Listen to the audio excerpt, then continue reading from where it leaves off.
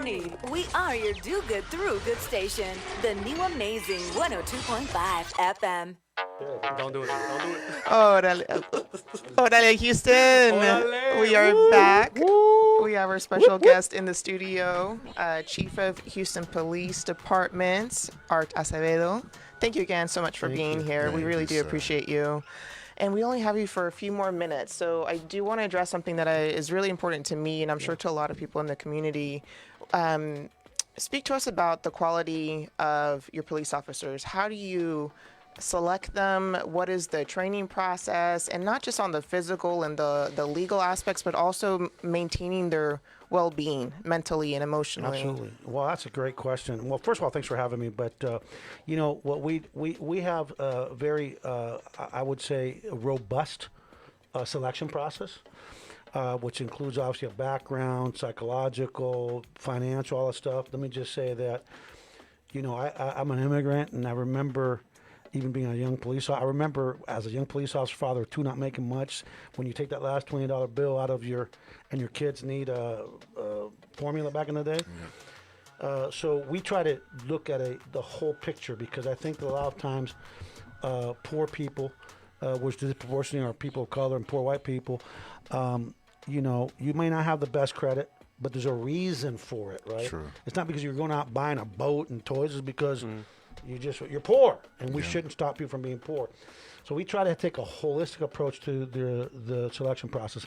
The other thing that's really important to us is that Tuesday will be our next class that starts. I go on Tuesday. My cadets will hear from me and the two executive assistant chiefs, Troy Finner, who's my partner. I love that man, and Matt Slinker, my other partner, another man I love. We go and we set the tone. We make sure that they know that in our department, if you lie, you die. If you get sustained for being dishonest or non-truthful, you're fired. And you ask any cop, hey, the chief says, if you lie, what happens? If they don't say you lie, you die. You tell me, I'll buy you lunch. If they don't tell you, if you lie, you die. But you got to tell me the officer's name now. It ain't snitching. Because I need to go make sure we set them straight. I see nothing. Yeah, and we talk about and we talk about expectations.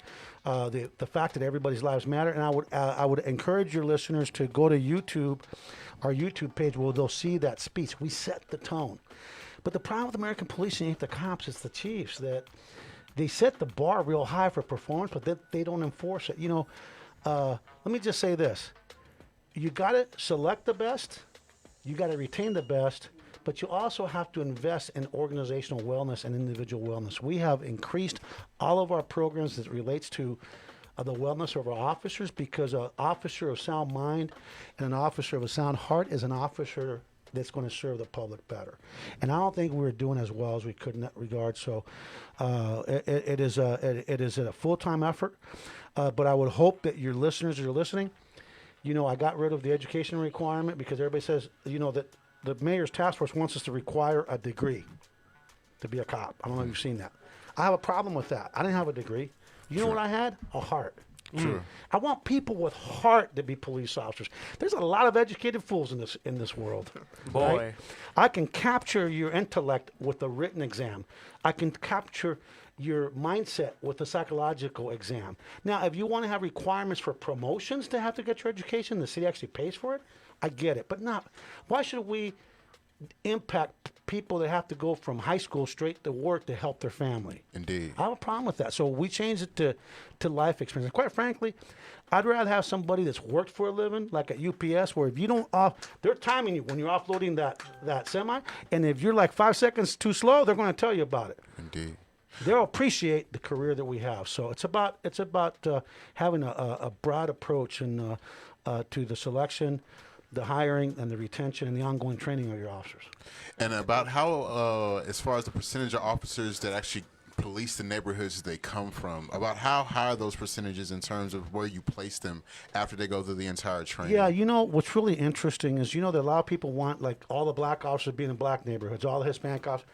And you know what's really funny? You know how many white officers will come up to me like, it's almost like tears in their eyes. Chief, I've dedicated myself wanting to work in the community because I want to help that community. So to me, what I want as officers, just like people say, they have to live in the city. Well, I get that. But the problem is, if would you want to live with your kid going to school if you're working that same neighborhood? There are some pros and cons. You know, my buddies in California, with California Patrol, when they worked in those small towns where there was a lot of real drug trafficking going on, when they made arrests, they're caught. In those towns, they'd end up, their tires would be flattened, their kids would be harassed because of the economy in Northern California. Is all the drug economy. So I think that we all have to, if we're going to be successful as Americans, let's put away our broad brushes, and let's start judging people through the prism of their own heart and their own actions. And I think the more that we come together to get to learn about one another, we're going to find we have much more in common than that unites us than what divides us. Most definitely, because it just comes down to a level of trust, you know, and it's going to take an undoing and a redoing of history, you know, and a relearning and a re-education amongst especially black and brown communities. My emphasis has always been in the communal history we actually have amongst one another, going back before it was just written in textbooks, you know, and that being really important for our core and then going forward as well. And we have to acknowledge the ugly truths, man. I mean, we have to acknowledge that there has been systemic racism and discrimination. I mean, what happens is that once people make it, sometimes we forget where we came from. True. I still remember being that little boy in the 5th grade, Mr. Lexington, when he told all and I was the only non-English speaking kid in that school when I first started school, that all Cubans are communists. What do you think all those little kids did to me? Now, I went home, I told my papa, and that man with his broken English showed up at that school, and the next day that teacher had to apologize. Or going to McDonald's when I was about 6 years old or 7, and I wanted to get French fries, and I didn't know they were called French fries. I'm asking for potatoes. May I have potatoes, please? And the lady in the white shirt, now we know that the white shirt is the supervisor, the manager. Excuse me? May I have potatoes, please? Excuse me? And after about a minute of letting this little boy sit there frustrated because they didn't have hash browns. Thank you. The only thing made out potatoes with the French fries. And she goes, "You mean French fries?" Now I remember, because I was a little precocious, thinking, boy, you're not that smart if you don't realize that what I wanted was potatoes. But that's what's informed my life. And what really pisses me off, I don't know if I can say that. Yeah, of course. You just did, so What it's really okay. pisses me off is when I have activists, progressive activists, show up and try to tell me what it's like to being a person of color. And I'm talking about white progressive activists who sometimes hijack the issues because it promotes themselves, right? And I'm like, are you kidding me?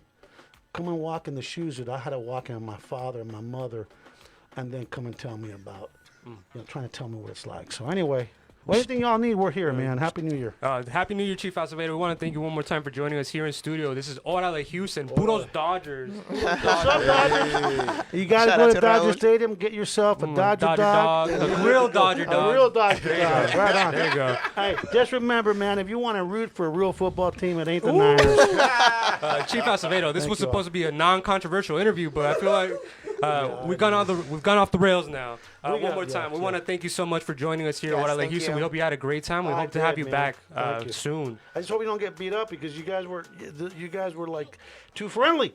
I know. Hey, just we could take it. We promise. Yeah, good. So we're gonna send it to break here. One more time, thank you, Chief God bless you all. Acevedo. Thank you all. Come. Remember, we're hiring. Come and be a police officer. There you go. Hey.